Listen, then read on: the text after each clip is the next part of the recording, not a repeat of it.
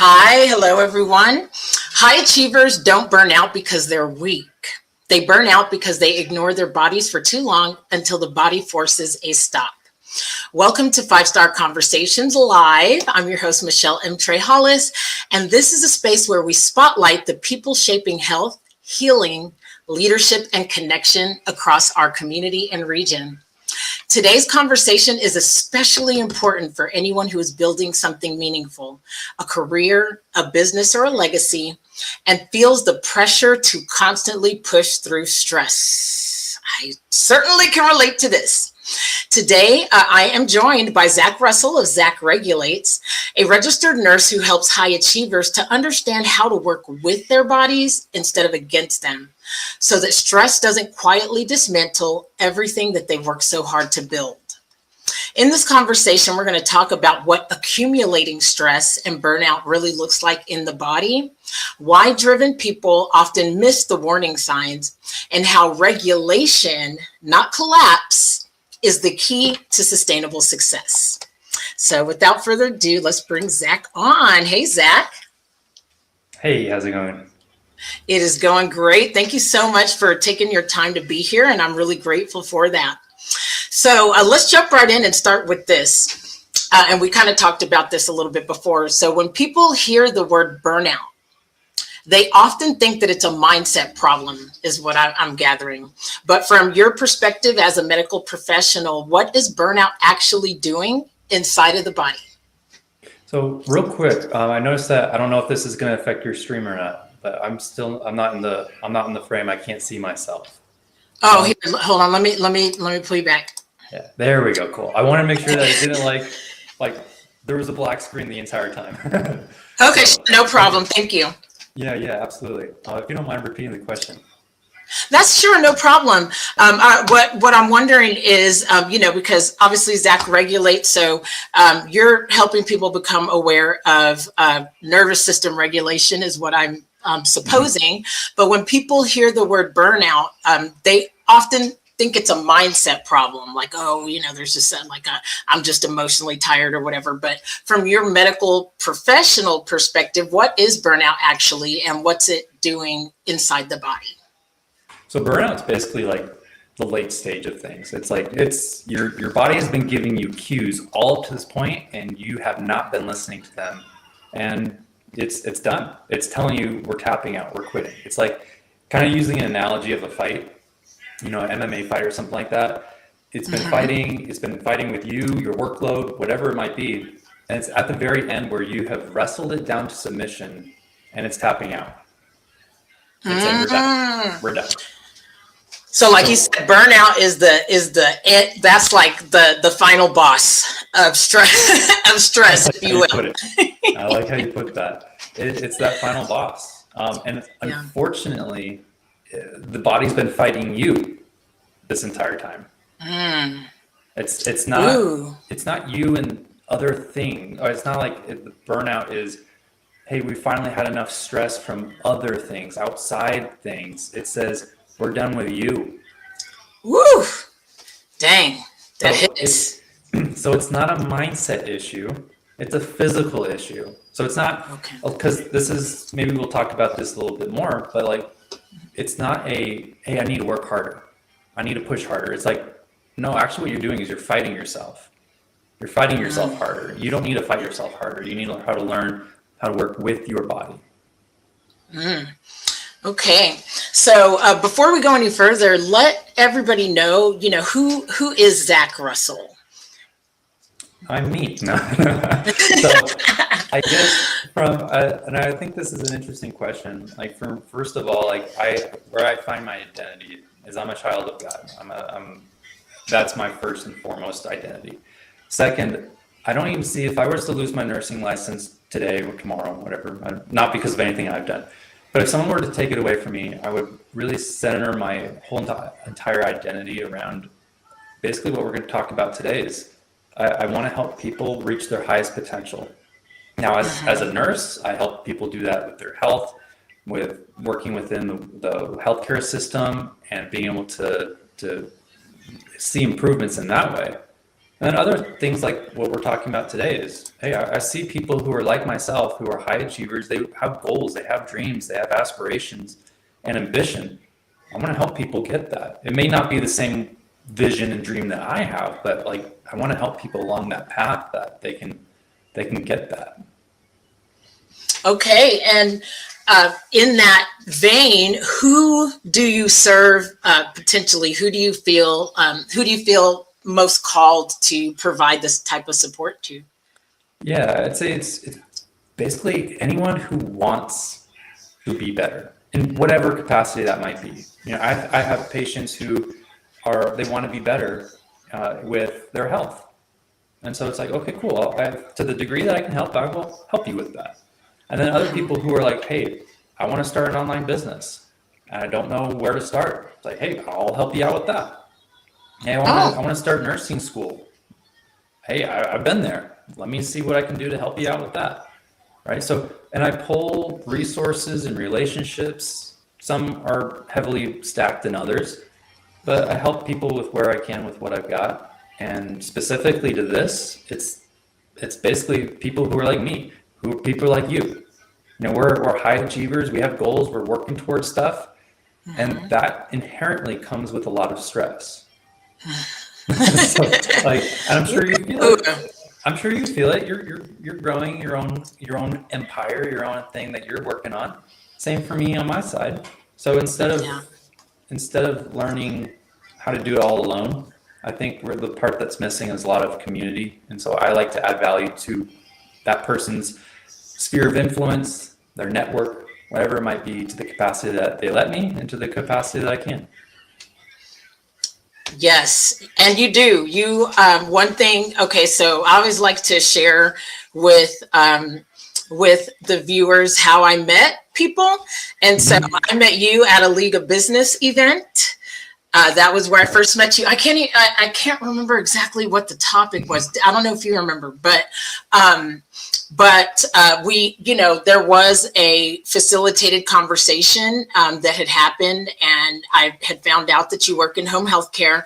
At that time, I was a community liaison with the home health care agency. So I'm like, oh, I definitely want to connect with you. And so, we connected there, and then you have been very consistent about, reaching out, offering solutions, and you do have a business, and share opportunities for deeper learning on how to reduce cortisol. I remember that you talked about that, and different ways to empower ourselves, whether it be through physical practices, as far as emotional, like you said, lowering stress, or whether it be through supplements, etc. And so do you want to tell everybody a little bit more about that business? Yeah, so there's a lot of things that this culture is doing great. There's also some things that we can improve on, for sure. And specifically to supplements and vitamins, and being able to add support with that. First of all, I like to tell people is that this is not with vitamins, it's not a cure. It's not meant to treat. It's not meant to solve any of those issues that you should probably seek medical attention for. But it is one of those things that our diet, if you look at what nutritional components are they're lacking, supplements actually would be a really great solution to a lot of the deficiencies that we're facing, because we have to look at where our food originates from, and that's the ground, right? That's where everything comes from. Well, I mean, who knows nowadays? Where your food should be coming from. There's some lab stuff in there these days, but we won't go there. we got to be careful with that. But no, it's like where your food should be coming from is from the ground. And even if it is coming from the ground, what nutrients the ground should be having has actually been so depleted. Our land, this could be a whole other topic too, but our land hasn't been given a chance to rest. Woo! Yeah.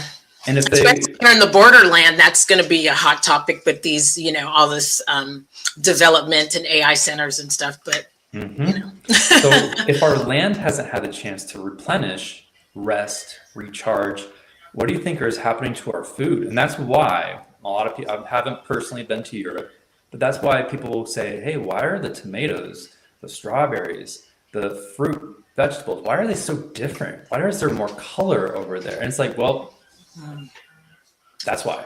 Our soil is completely different. And again, I don't know what's the difference between how they're doing stuff over there versus here. But you look at it and say, there's got to be something missing. So supplements are a really great way to add in those extra minerals, those vitamins that you're naturally going to be lacking. And then on top of it, even if you were getting the good soil, the great amount of nutrients that should be coming from it, like we're getting probably 20 to 30% from our diet of the nutrients that we should be getting. Mm. Do you think that that's even if you're eating a wholesome diet?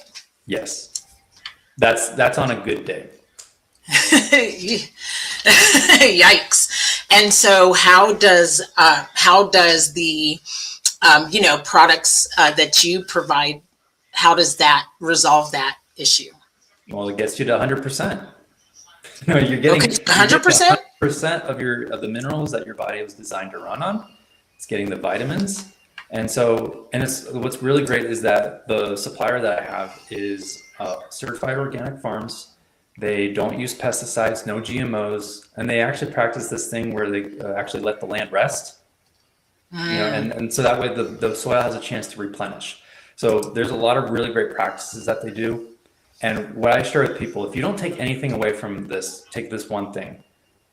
You have to really trust out there what you're going to be spending your money on, especially when it comes to vitamins.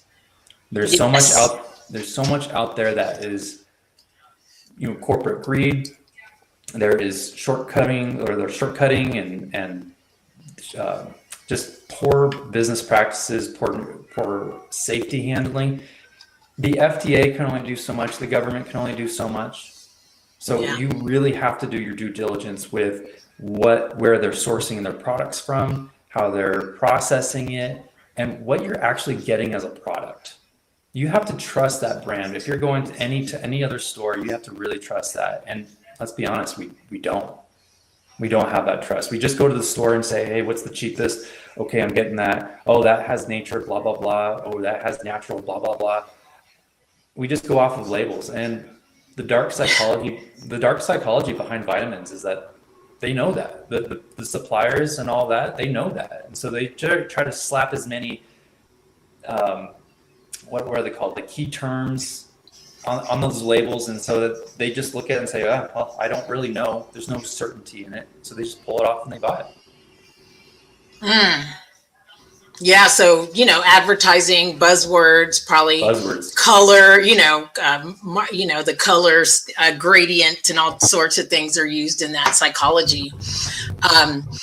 So what started this journey for you? Because I know that, how long have you been an RN? I've been an RN since 2017. So let's carry the one. No.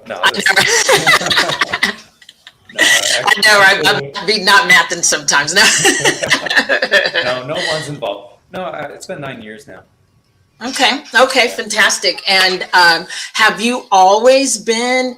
Has the nutrient and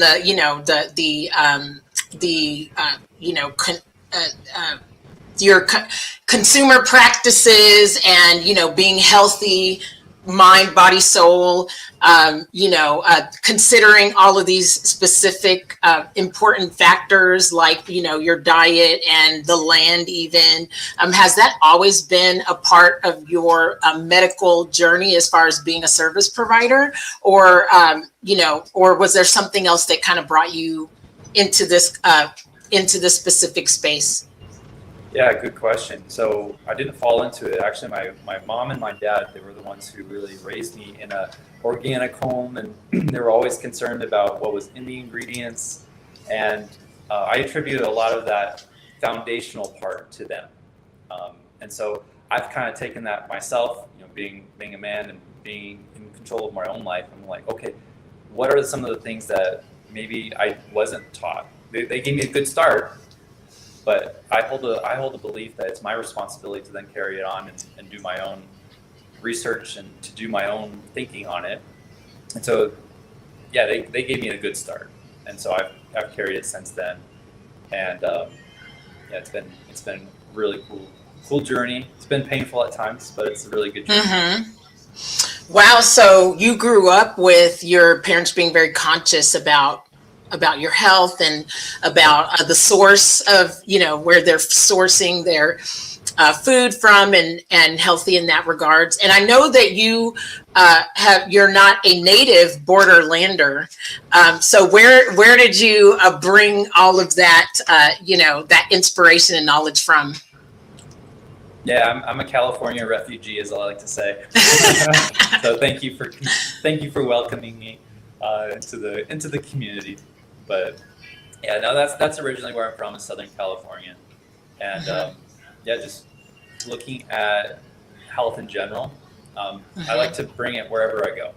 So even though I started my career as a nurse, even before that, I was actually an EMT. I've been in healthcare for I want to say 13 years now. I was an EMT before. Oh, wow, an EMT. That's interesting. Yep. So yeah, I just carried that over, and I've been helping serve the community here. Where the motto I like to say is "Bloom where you're planted." I agree. So here I am. We all should and need to. And so I'm curious a little bit about that. Do you notice, where you grew up in California, was that kind of the mindset of the area that you were in, the community, or where do you believe that even where you were in California, was that were your parents kind of unique in that way, or was it more of the atmosphere and environment? Yeah, I'd say we had really good resources. Like, for example, my mom, she started a co-op business with organic fruits and vegetables where families would come by, and she would, I still remember being a kid and helping my mom with it, putting okay, that box gets 1 head of romaine, okay, that box gets 7 apples. And so and we had the resources to be able to do that. Yeah. So we also were very close in proximity to Loma Linda, which is a blue city, or a blue zone. I think that's what they're called. A blue zone or a green zone, where people look at that city and they're like, there's a certain, the demographics and the criteria escape me at the moment. But it's like that is considered to be a very healthy city, far above all the rest. So there was some pretty good resources available. Yes, and being that you grew up in that environment, I'm also curious, how does that differ from your experience here in the borderland, or how is it similar? Yeah, I'd say there's a lot more similarities than differences. As far as the resources go, I don't know too many agricultural resources that people. I mean, I know people who they raise their own chickens, and so I would say that it's probably more agriculturally friendly out here than, now that I'm thinking of it, than where it was back in California. Really? Wow, I wouldn't have thought that, because in my kind of world, if you will, it doesn't seem to be that way now. As a civically engaged community member as I am, I have gone on to, go to Socorro and notice that there is a vibrant local farming ecosystem. But I feel like the everyday El Pasoan doesn't really plug into that or know so much about that as everyone else. So just being the person that you are, I'm sure that you maybe sought that out intentionally. Is that the case? Yeah, as far as finding the resources. Yeah, and you actually might be more in the know in that specific capacity than maybe me. You've been here longer than me too. So yeah. But yeah, no, I mean, you find what you look for. Agree. So if you're looking for those resources in your local community, you'll find them. Absolutely, 1000% agree. So let's kind of get back onto, your focus with ZachRegulates and, high performers accumulating stress that leads to burnout. What I guess body signals do high performers tend to ignore on as they're accumulating that stress, and what should they be looking out for? Oh, that's a great question. So for that, there's so many different things, and so many different people have different signs or symptoms of it. So for me to say this is it, and you're like, well, I don't have that, then you won't be a one size fit all kind of thing. So what I like to say is most people are not aware of how their body communicates to them. And this is the whole purpose of me starting this Instagram page. I started back in July and kind of fine-tuned it to where it's at now, where I focus heavily on how the body communicates with us. Because most people don't know. They're just like, So this is what I would share with people, is to kind of get them in their foot in the door, because it can be a pretty overwhelming subject to get into. So just to kind of ease yourself into it, think about, do you ever feel like your body is not working with you as you're building business, building your career? Do you ever feel like your body is like an obstacle to overcome?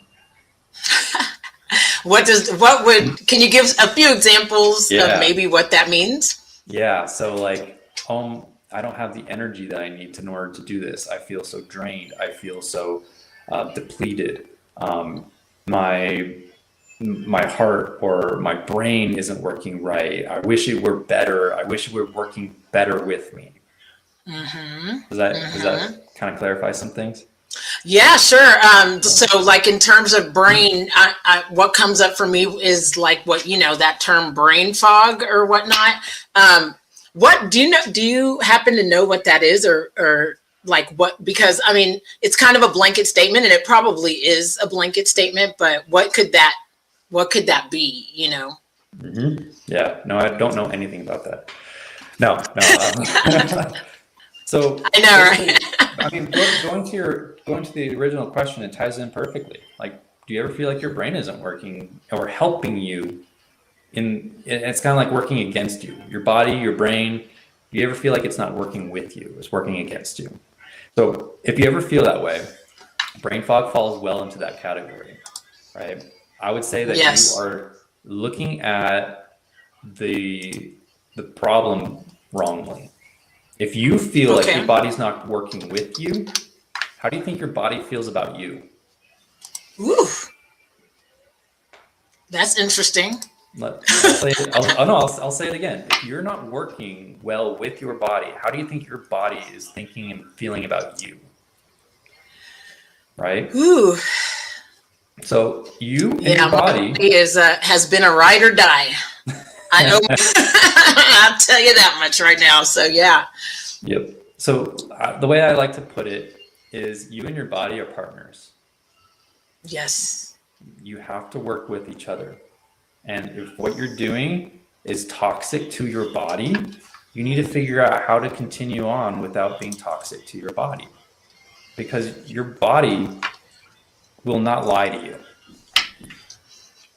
Right. So fatigue, like you said, like, oh, my brain's not working with me.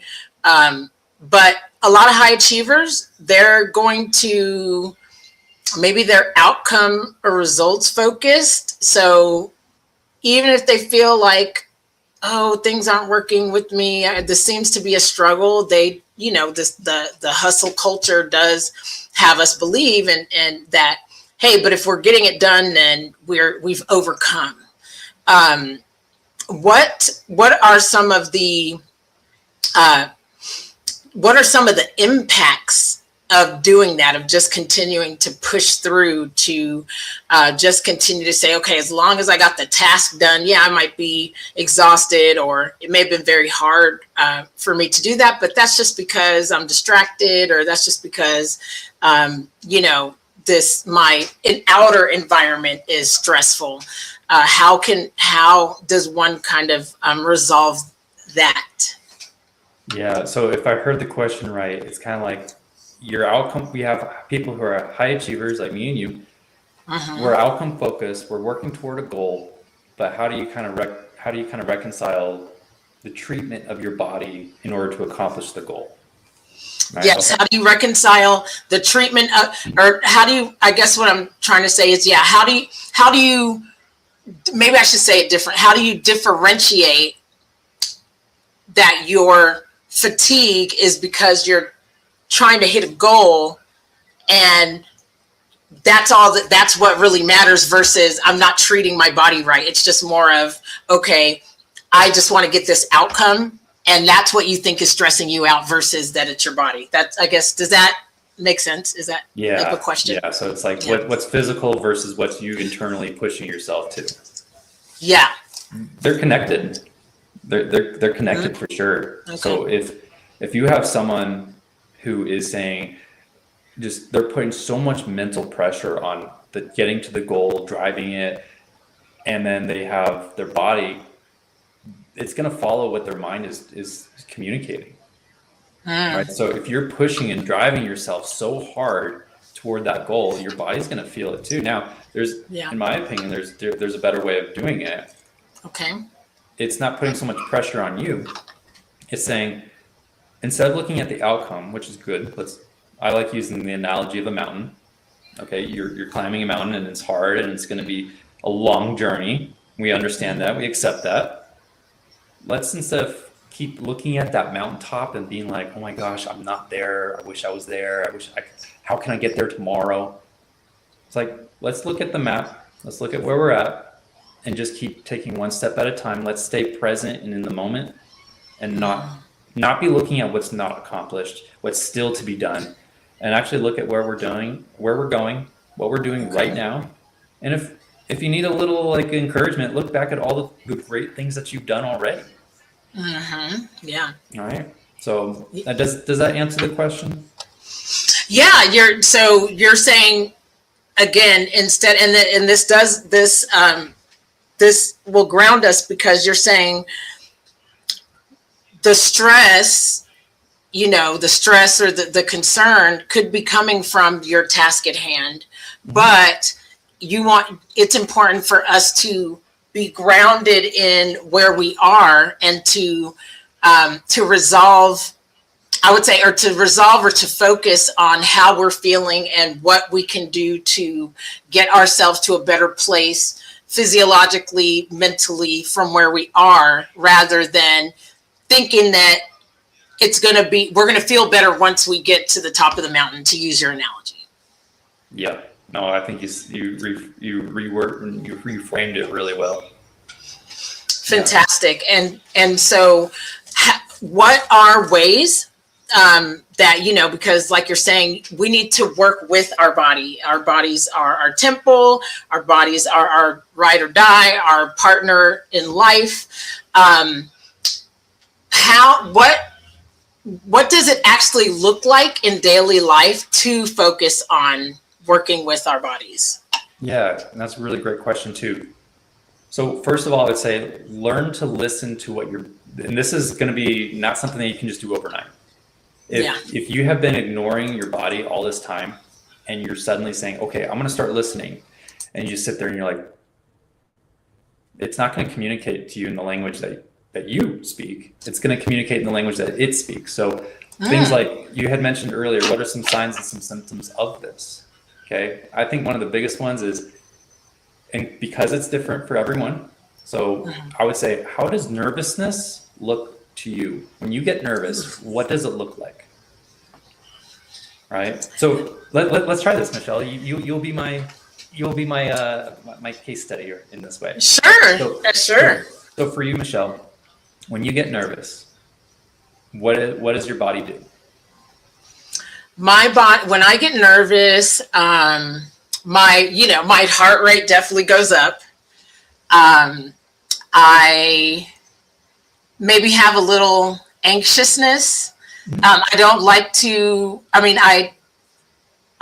also a performer that, so I've been a stage performer for a long time. So, and I've done a lot of healing work. So I've come to recognize that anxiousness doesn't necessarily have to mean anxiety. I have that situation where I understand, no, it's because you're doing something important. It's because it matters. But I definitely have to be intentional about pausing and breathing correctly and things like that. But so nervousness looks like being unsure. It looks like, and I'm giving myself just a few seconds to think about it. Kind of. Because think about it, because your body doesn't. It's this mind and body connection that a lot of people are not in tune with. So definitely take a second and kind of think. Yeah, I would say short breath. Sure, short breaths. And that in of itself can be exhausting. And so some of the things that I will do when I'm nervous is, I guess the toxic things that I might do, I should say, is, or the toxic way I feel, I guess, is feeling kind of heavy. I have a heaviness to how I feel. I get unclear about what I should do next. And then there's that. I feel like I need to do something about it. So those are just kind of the quick and fast things that come up for me.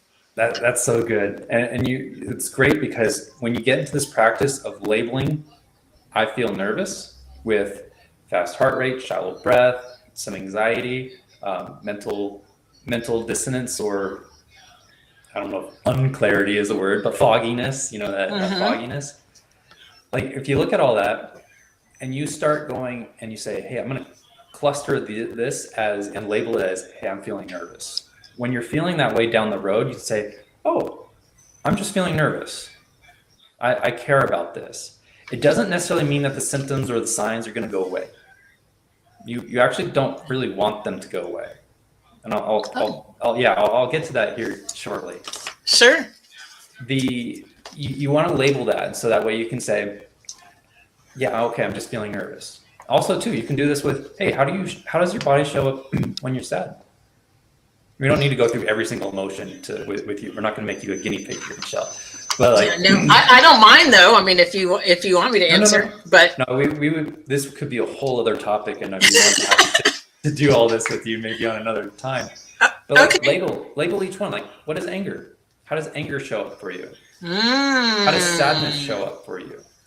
Because if you can't label these, how do you think your mind and your body are going to be connected? Right? So that is so true. And that's good because then when you are mindful, as I guess they would say, when you're mindful and aware of what emotion you're experiencing, it can lead you to solutions. It can lead you to maybe getting to root causes a little bit more too, as well. And it gives you a certain type of empowerment to know, maybe what to do about it. If anything, depending on what is required of you. So for instance, especially as you do work with high achievers, and a lot of high achievers are leaders. They may be a leader in an organization. They may be an executive director, an administrator, a director of nursing. They may be a case manager, and these are people's lives, if we're talking about in the medical space. But in any organization, if you're leading and managing other people, these are other people, it's other people's livelihoods, perhaps, if not their lives. And so really identifying what the emotion is may be able to support you in leading the team better, would you say? Mm-hmm. Absolutely. And also too, from a leadership perspective, if you're a coordinator, administrator, doctor, nurse, in whatever capacity, manager, you can also then start, when you become more emotionally intelligent, then you can also help your team. You can also see, oh, wow, Joey over here, he's not making decisions very quickly. He seems to be really flustered. And he's not communicating at all. Well, do you think that that's something that you need to like administratively address with write up or with us? No, it's like, hey, that's someone else's emotions. That's someone else's nervous system showing up for them. So we actually get to have leadership with empathy, which I think is crucial if you want to be a good leader. Yes, and I believe it's something that we desperately need in this era, and it really even that circles back to your own personal physiology, your own personal mental health and clarity and emotional, like you said, intelligence.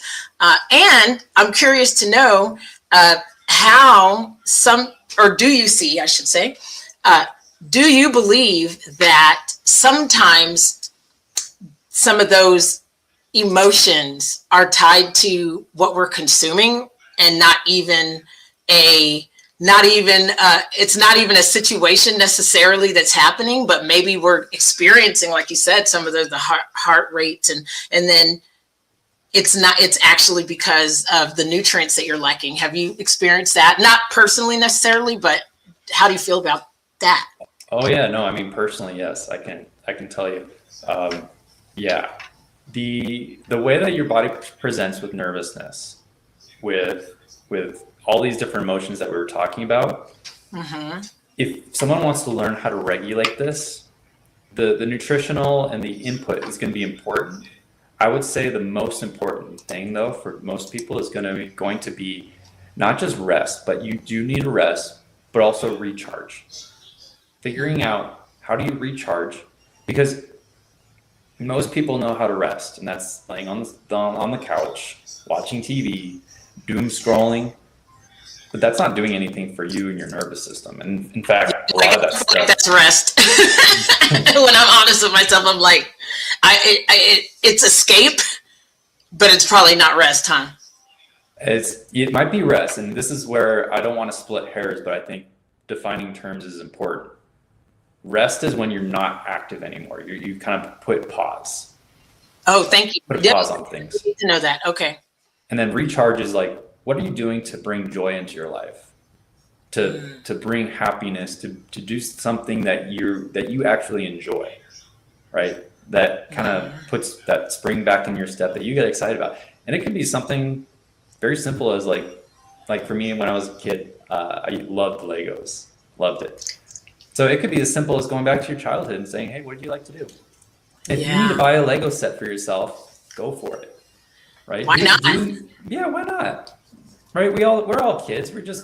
Our bodies just get older is all, right?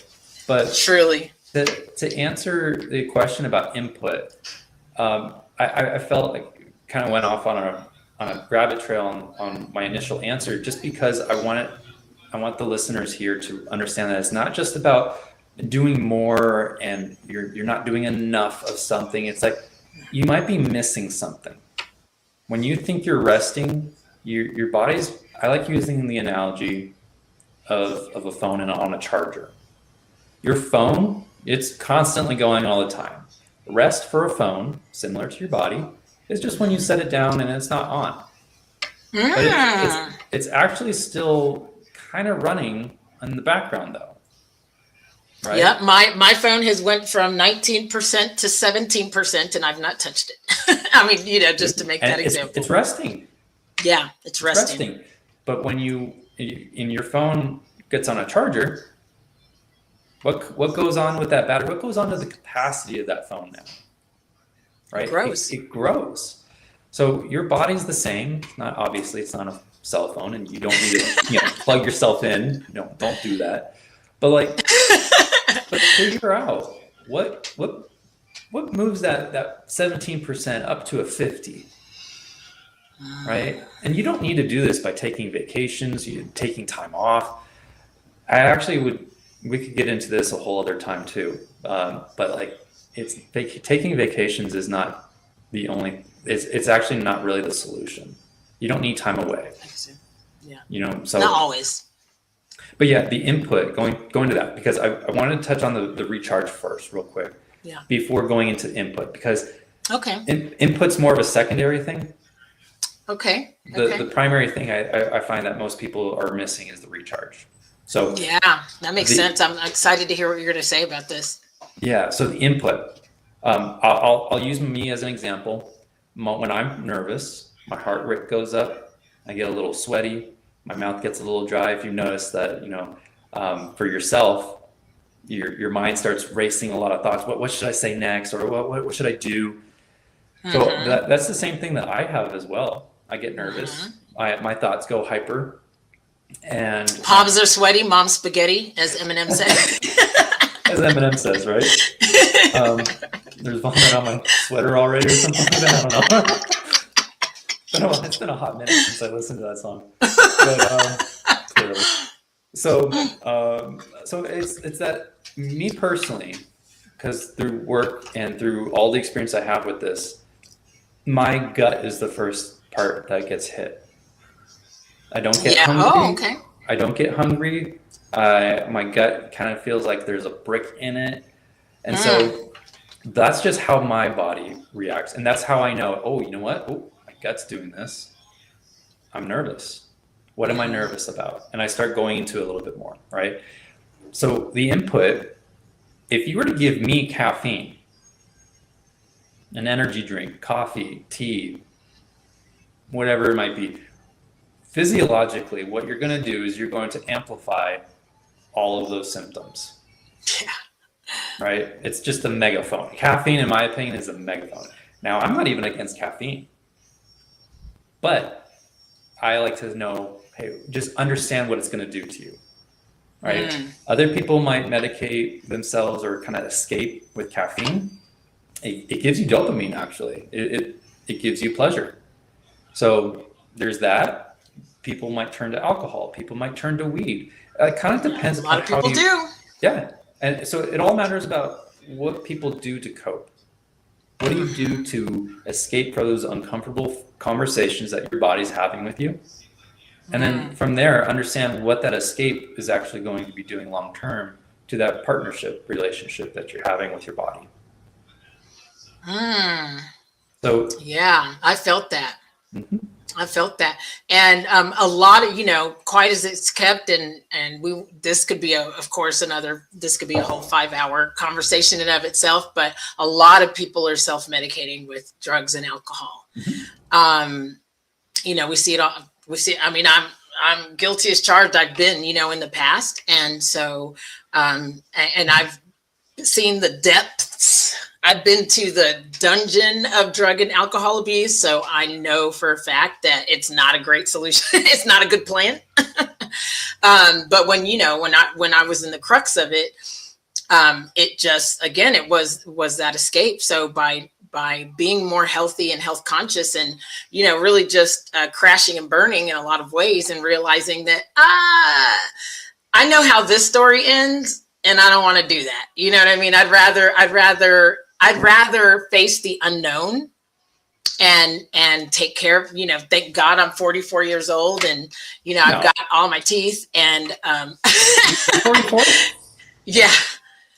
I'm 44 years old. Whatever you're doing, keep doing it. Hey, I'm glad, and that's what I'm saying. Like, I'm so grateful. It's such a blessing because I do not look like what I've been through. And, it's no surprise to anyone else. I had, I talk about it on my platforms all the time because I want people to realize that it's never too late to change. But I had a serious crystal meth addiction. I had a serious alcohol addiction. Those were not easy to end, but by realizing that I had a problem and then seeking to resolve it, and then not only to stop doing those things, but how can I figure out how to help my body and how to support my mind in being healthy, and how can I get to a feeling good place without drugs and alcohol. You know what I mean? And that was what really pulled me through. And then I began to realize once I cut those things out that, hey, I actually can feel good without those things. Go figure. But there's a lot of generational patterns there. My father, passed away from drug and alcohol abuse. Just to be frank, it's prevalent in my family. And so a lot of people are dealing with those generational type curses, or the coping mechanisms that they have seen happen in their lifetime, or were modeled, if you will. And so, but what I realized is that, hey, what I'm really trying to do is feel good, and literally feel good, and so throughout that journey, I've always been a functioning addict. Let me put it that way. So I know that this is something that a lot of leadership, they deal with, and whether it's elected officials or whether it's bosses that we work with, like a lot of people do have drug and alcohol abuse problems that we would never imagine that they would, and so to what you do as far as regulation, because that's really a lot of times, that's really the underlying desire. We've just chosen, addicts have just chosen the wrong way to try to regulate. And then eventually it's just a law of diminishing returns and it doesn't work, but people keep going back to that. So I wonder, have you ever dealt with, not personally, but have you had people that maybe chose some of the, maybe not as drastic as I, but that have maybe chosen those poor coping mechanisms, and it could be processed foods or whatever. And have you ever worked with helping people through change that relationship, or how would you go about it if you haven't? Yeah, no, great question. And appreciate the honesty and sharing your story, because a lot of people will shy away from their story because they want to kind of, it's ego. They want to protect their image and what other people are going to perceive them as. So I appreciate the openness and the candor with that, because what you just said, the quiet part out loud, that's all. Right. So, yeah. And I, in my own experience with regulating myself and kind of seeing how I was medicating myself and how I was escaping, it's made me a lot more empathetic to people who might have been in your situation or who might still be in that situation. It's like, I don't know what sort of traumas or emotional just wars that people are going through in their minds and in their bodies, and how they escape to get just a little bit of what you said. We're all just chasing to feel good, right? So how people choose to do that has made me a lot more empathetic to what people might have chosen, right? And I don't judge in that way. So but at the same time, it's how do we choose healthy options? So for me, I'll share my story, because I was an RN for 3.5 years when I ended up burning out. I actually experienced burnout. It made me have to leave my job. Ultimately, it made me have to leave my job at the hospital. I found a better fit, right, working in home health with patients in their homes. And I'm not necessarily opposed to going back to a hospital, but there's some things that I would need to see change, or make sure that I wasn't going to go back to that same environment, if that makes sense. That same toxic environment. And I was going to ask you, just because you've talked about, just to kind of bring our listeners back to it. So when you say you experienced burnout, you're not talking stress, you're talking burnout. Oh yeah, I mean, stress is normal. I don't want people to look at stress as the enemy. Your body's built for stress, in fact. So you can handle stress. Can you handle long-term stress? That's the problem. It's what kind of state are you constantly putting your body in? And so if that's where wear and tear starts happening, and that's where you end up getting to burnout, I was not listening to my body. I was not listening to the signs and it communicating with me hey, we're doing too much, right? And it doesn't need to be working a lot of hours. When I was a nurse, or when I was an RN in the hospital, I was working only 36 hours. Oh. I wasn't working, and I made it a rule. I am not picking up extra shifts. So it doesn't even need to be the amount of hours worked.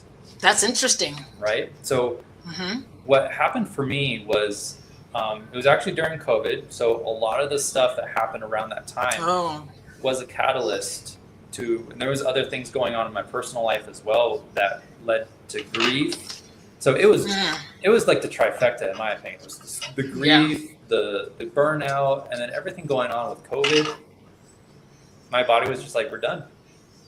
So I went on disability for 6 months, and I went back to nursing.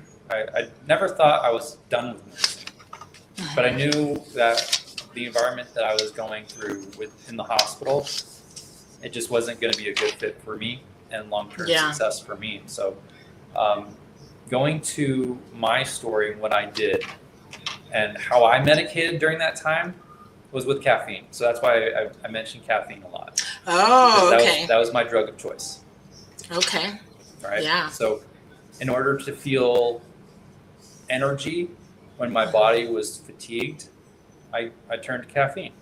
When I needed to feel excited, happy, caffeine.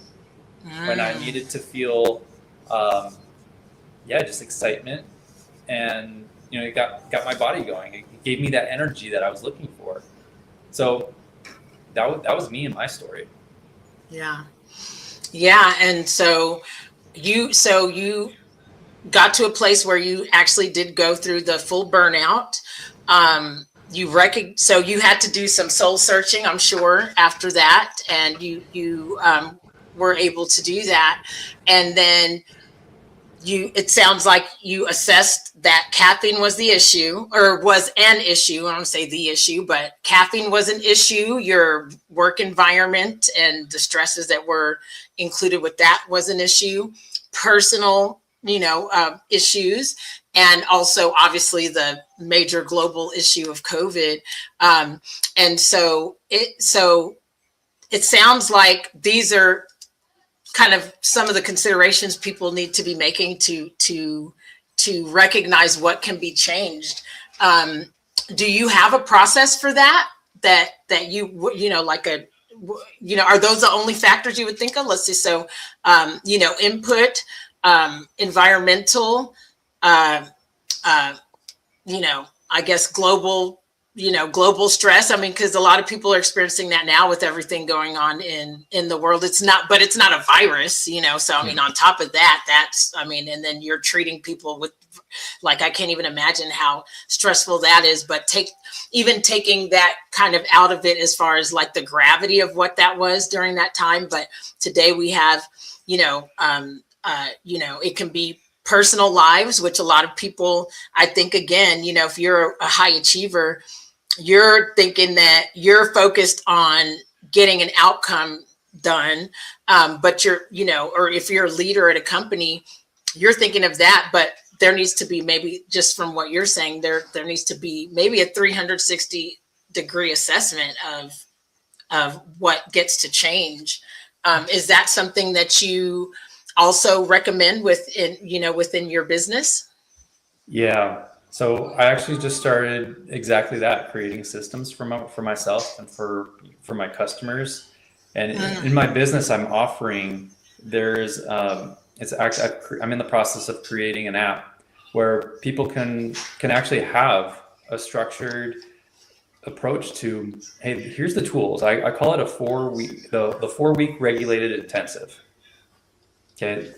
And this is actually geared toward business professionals who don't have a lot of time. They're not looking for an extra thing to add into their schedule. Sure. They're already booked, and they really were hoping that 37 hours are in a day, not 24. Yeah. So this is actually built and designed for people like that in mind, where you can take a quick 5 to 15 minutes, listen to something, and then take immediate and very clear, simple action on something. Okay. Right. So, for example, I really focus on defining what stress is first. What is stress? How does it Okay. communicate? Like even what we're talking about right now, your listeners are getting some free stuff, right? Yeah. Yeah. How does that present in your body, Okay. right? And really understanding them first. And this is something I can't do. I can't do for them. That's Like right. Michelle, like Michelle, when you're sharing what you feel when you're nervous, I can't do that work for you. That's right. But I can help kind of point people in the right direction to internalize what it is for them, so that way they can work on, once they know what they are like, they can work on it. So first Fantastic. defining what stress is, and then controlling inputs. Okay, what are you putting in your body? What are you putting in your mind? What are you putting before your eyes? What are you listening to? Right? And then the third part is, hey, controlling output. I like asking the people the question, and I might have asked this one earlier, but there's a difference between what is required of you versus what is demanded of you. See, that's right. Yeah, that's deep. Real. Wow. I'll give an example of this. Okay. You are working your job description, or if you're an entrepreneur like yourself, you might not know, you might not have a work, like a job description in that way. But what's required of you, Michelle, to keep your businesses going versus what are your expectations? What are the demands that you're putting on your body? Right? So it's managing the expectations. It's not putting so much pressure on yourself, Michelle, from what you're sharing with me about the weight that you feel. There might be, as every high achiever, I feel it too. Everyone is probably putting a little bit too much of an expectation on themselves. I agree. Hey, no lies detected. And then the fourth thing is, how do you control your environment as best you can? I mean, you can't control everything. But so it's first defining what it looks like for you, controlling your input, controlling your output, and then controlling your environment to the best that you can, right? I'll give it a good example of the environment. With everything happening in the world that we're being told is happening, we're not able to change our world.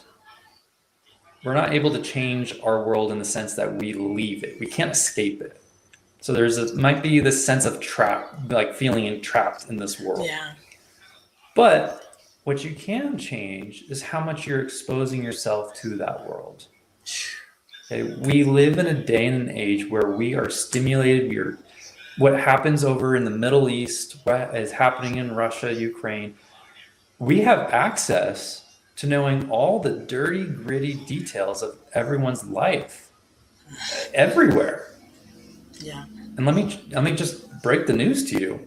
Our bodies and our minds are not meant to handle that much capacity to feel other people's pain. I know my brain's hurting just thinking about it. As you brought it up, I mean, it's a heavy load. Right? So I like to share with people and I have to do this to myself too, because I'm an empath.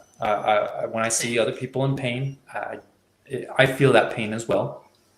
So what I have to do, and this might sound kind of weird at first, but it's like I have to cut myself off from other people's pain. No, it's a must.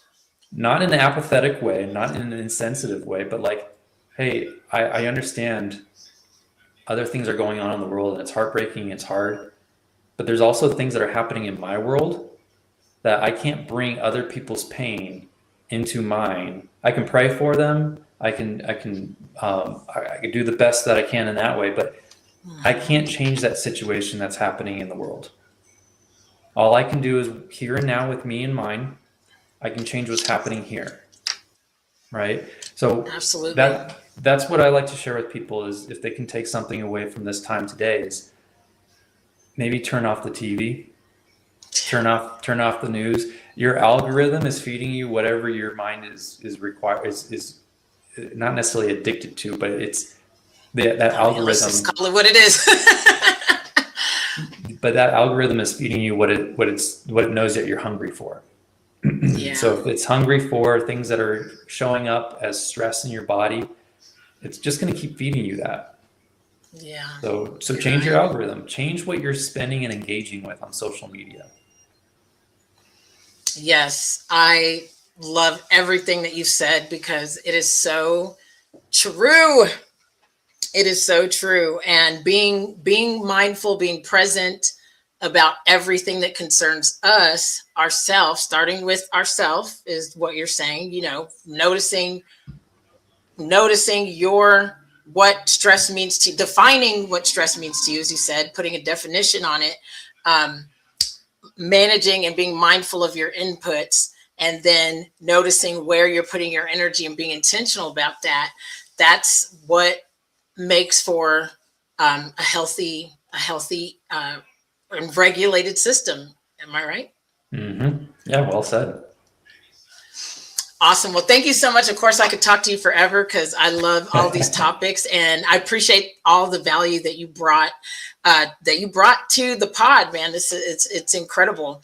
One last question that I have for you, because our show is about leadership. It's about connection. And it is about highlighting and spotlighting people like you and other leaders in our community that are shaping health, healing, leadership, and connection within the community. What I would like to know from you is, how do you believe that learning to regulate stress can positively impact our region and borderland, the leaders here? I think it's one of those topics that, and I'm glad that people are waking up to it. I'm noticing not a renaissance of things, but like people are becoming more aware of like their emotions and their mindsets and their body and how it's all connected. Imagine our community being able to have people who are empathetic, who understand that the person that's in front of them is human. There's workplaces that the leaders are understanding that, hey, you know what? Maybe my employee doesn't have that capacity. And is that employee communicating that capacity to their employer? Do they feel safe to do so?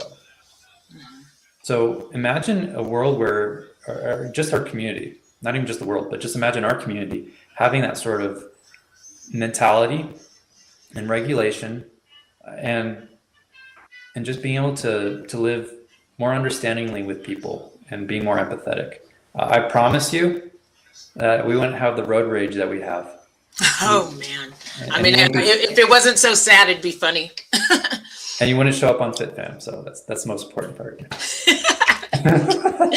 Well, I mean, I do believe that we are, as a borderland, we're facing some really big shifts and big decisions and big developments. And so having leaders from the governmental space to our local our local businesses to our foundational organizations, and absolutely in the medical arena, it's going to be very important, to, like you said, to the leaders that are empathetic and are mindful for their own health, and then for others, they're the ones that are going to be able to thrive and will contribute to a thriving community. So thank you so much. Thank you so much for this conversation. It's so well needed. I'm so excited to have been able to share that. And so before we go, is there anything else that you want to let people know? I know you said you have a 4-week intensive. Can you just one more time just invite people to that? Let people know how to get in touch with you for that. Yeah, absolutely. And I thank you so much, Michelle, for you actually reached out to me and were like, hey, would love to have you on my podcast. So I got excited. I was like, all right, I'd love to be able to have this conversation. And I'm totally and this open is to the first podcast, right? Yeah, this is the first podcast. Yeah. So, you have done incredible. Well, thank you. You're a great hostess. So, and I'd be totally down to do more of these. This is something I'm very passionate about, as you can probably tell. And I think it's something that most people need. And we can talk about different, and maybe your users can engage with you on what they might want to hear more about. Anxiety. Do we really want to go more into the burnout side of things? Anxiety and depression. What are those? Right. And then two, how do we kind of maybe set those boundaries for our employers? How do we work within our workspaces and with our clients? So there's a lot of different topics that we could go with on that. But as far as like getting in touch with me, I see here on the bottom that you have the my Instagram up there. Reach out to me there. Give me a follow. I'm engaged very heavily with the community that I'm building. And also too, there I share a lot of the stuff that we're talking about now, obviously more, but you can follow me there and see a little bit more content with that. And if you want to hear more about the 4-week intensive, you can shoot me a DM. I do like a 30-minute discovery call where I just talk a little bit about what you're going through, what your goals are, to see if what I have available would be a good offering for you. And then we talk about what that would look like. But really, again, just what that 4-week intensive is built for is for people who are high achievers, that are professionals, that want to be able to level up their life, and they're working toward goals and they have ambition, but they feel like their body's not working with them on that. And that could be showing up as brain fog. It could be showing up as fatigue and maybe frequent kind of illnesses that are kind of taking them back.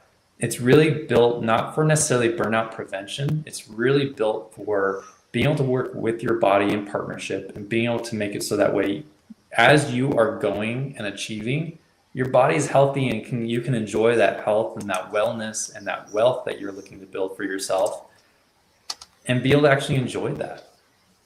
Not have to sacrifice your health on the altar of success. Thank you so much. And Lord, I know a lot of people need that. So definitely everybody reach out to Zach. I absolutely trust him. Check out his Instagram channel. He is very engaging and entertaining about the way that he brings these conversations up.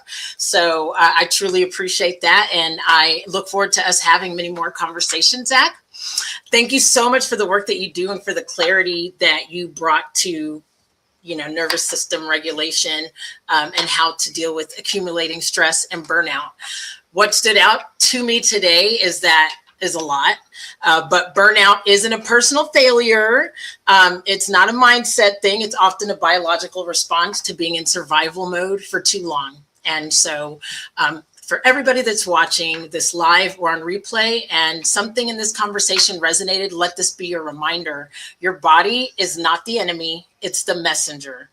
Zach and he's available there on Instagram for you to connect with. Make sure you follow his content and that you DM him for any questions. He is absolutely a great resource to speak with, and you can trust that you'll be in the right hands. Most importantly, do not wait until everything falls apart to start listening and to take action. Okay. So thank you to everyone who joined us live today, or if you're watching the replay, please drop in the comments what you would like to hear about next, both from Zach and from the channel. These conversations matter because they help us build success that doesn't come at the cost of our health. I'm Michelle M. Trey Hollis, and this conversation is part of the 5-Star Conversations in the Sun City, where we spotlight the people shaping health, healing, leadership, and connection across the borderland.